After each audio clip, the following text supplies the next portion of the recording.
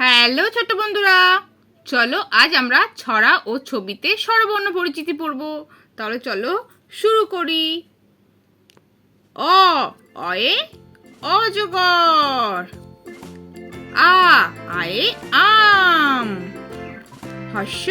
হস্যইতে ইঁদুর, দীর্ঘইতে ঈগল, হস্যতে উট,